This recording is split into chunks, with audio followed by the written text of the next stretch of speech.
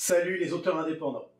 Dans l'article Les 5 méthodes pour construire sa liste email, je vous parle de l'efficacité de la liste email pour vendre son livre et des méthodes pour faire grossir cette liste. Ces méthodes, elles tournent essentiellement autour d'un cadeau, d'un bonus à offrir aux visiteurs de votre site auteur en échange de leur adresse email pour les inciter à s'abonner. Mais la grande question, c'est quel bonus, quel cadeau faut-il proposer aux internautes pour les inciter à s'inscrire? C'est toute la question, parce qu'il a été prouvé qu'un internaute qui se rend sur votre site auteur, il a toutes les chances de ne jamais y revenir. Vous devez donc le convertir en abonné du premier coup, avec un bonus attractif. Qu'est-ce que c'est qu'un bonus attractif? Eh bien, la réponse diverge selon si vous écrivez des livres pratiques ou de la fiction. Dans le cadre des livres pratiques, c'est certainement là où vous avez le plus de choix dans le format de votre bonus. Il peut prendre la forme d'un e-book, d'une checklist au format PDF ou d'un podcast ou d'une vidéo. La question importante dans le choix de son bonus, c'est pas tellement la forme, mais c'est le fond.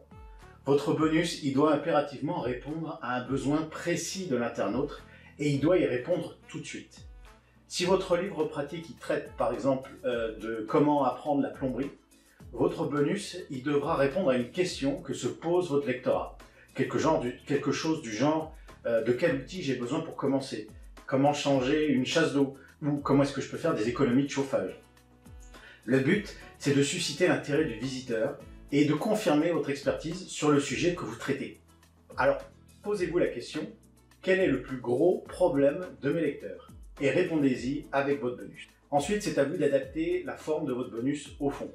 Si vous répondez à la question comment faire la vidange de sa voiture, vous avez tout intérêt à proposer une vidéo, parce que grâce à ça, vous allez pouvoir montrer les étapes une à une.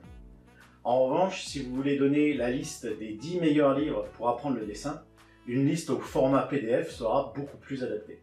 Dans le cadre des livres de fiction, c'est un petit peu plus compliqué, parce que contrairement aux livres pratiques, une fiction, c'est pas là pour répondre à une question, mais pour divertir, pour susciter des émotions. Alors c'est plus difficile de répondre aux besoins de l'internaute de façon précise. En tout cas, la forme pose rarement question. Vous êtes un auteur, vous écrivez des livres, le format le plus adapté, c'est donc l'e-book. Format mobile, e-pub, PDF, peu importe, vous pouvez même proposer les trois si vous voulez. Le PDF, c'est quand même celui qui reste accessible à tout le monde, même s'il n'offre pas le même confort de navigation que les deux autres. Le bonus le plus courant en fiction, c'est la nouvelle exclusive. Écrite uniquement pour vos abonnés, elle permettra aux internautes qui ne vous connaissent pas de découvrir votre univers et à ceux qui vous apprécient d'en avoir un peu plus à se mettre sous la dent. Vous pouvez même aller jusqu'à proposer un recueil de plusieurs nouvelles. Mais dans ce cas, personnellement, je jouerai sur les deux tableaux, à savoir mettre le recueil en vente sur un site comme Amazon au tarif habituel, du genre 2,99 € pour un e-book, et le proposer gratuitement, en version intégrale, aux internautes qui s'abonnent à votre site. Vous devrez alors orienter votre communication sur le gain financier que vous offrez, sachant qu'il est plus intéressant pour vous d'avoir l'adresse email d'un lecteur plutôt que 2,99 € qui vous paieront même pas le bus pour aller bosser demain. Toujours en jouant sur les deux tableaux, si vous avez déjà écrit plusieurs volumes du saga, vous pouvez proposer le premier volume gratuitement, en espérant qu'il donnera envie au lecteur de lire les suivants. Ce que je vous conseille d'éviter, c'est l'extrait de roman ou le premier chapitre. Pour l'avoir testé moi-même, je peux vous dire que c'est celui qui inspire le moins les internautes. Mais ça peut servir quand vous n'avez que ça à vous proposer dans un premier temps. Quel que soit votre choix ou votre domaine, fiction ou pratique, vous devrez quand même faire attention à 3 éléments importants.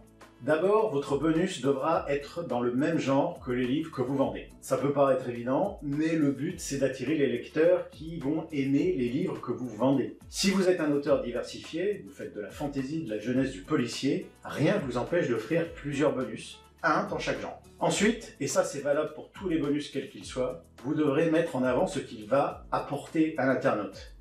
Pour un livre pratique, c'est facile, vous expliquez clairement à quelle question il va répondre, quel besoin il va combler. Pour une fiction, ce que vous pouvez faire, c'est mettre en avant les émotions que votre nouvelle ou votre roman va susciter chez le lecteur. Enfin, comme pour un livre en librairie, la couverture, ça joue un rôle essentiel. Trouvez-vous une jolie photo sur un site d'images libre de droit comme Pixabay, avec un titre accrocheur. Vous pouvez faire une couverture facilement avec un logiciel gratuit, genre Canva, ou si vous ne vous sentez pas de le faire vous-même, vous pouvez confier ça à un graphiste sur des sites abordables comme 5euros.com. Dernière chose, si vous hésitez entre différents bonus à proposer sur votre site auteur, le plus simple, c'est de poser la question à vos lecteurs. Parce qu'après tout, ce sont eux les mieux placés pour savoir de quoi ils ont le plus envie ou le plus besoin. Et pour ça, les réseaux sociaux comme Twitter ou Facebook, c'est l'idéal. Parce que même si vous n'avez pas encore de lectorat, vous pouvez lancer un rapide sondage dans un groupe dédié au sujet qui vous concerne et demander « Hey, je veux proposer une histoire gratos sur mon site d'auteur fantasy, mais j'hésite entre une histoire originale sur un dragon et une fanfiction d'Harry Potter. Qu'est-ce que vous préférerez ?» Une fois que vous avez fait ça, il ne vous reste plus qu'à attendre les réponses et de choisir celle qui a collecté le plus de voix. Voilà, j'espère vous avoir aidé à choisir votre bonus. Si vous voulez plus d'informations sur les listes email, lisez l'article « Les 5 méthodes pour construire sa liste email » sur le blog écrire-et-être-lu.com. Je mets le lien dans la description de la vidéo, là, juste en dessous. Cette vidéo, si vous l'avez aimée, n'oubliez pas de cliquer sur le petit pouce bleu et avant de partir, de vous abonner à la chaîne en cliquant sur ma grosse tête qui est juste là. À bientôt!